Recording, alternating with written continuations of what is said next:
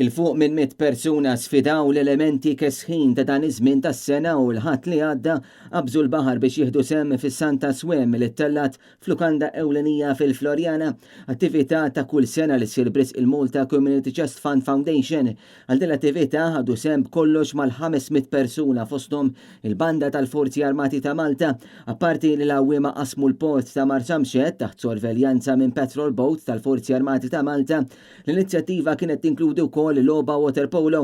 Tul l-attività kien hemm backpipe players fejn żewqu l-atmosfera flimkien ma' żeffina fejn anki wkoll kien hemm bouncing castle għat-tfal flimkien ma' wirja ta' karozzi klassiċi.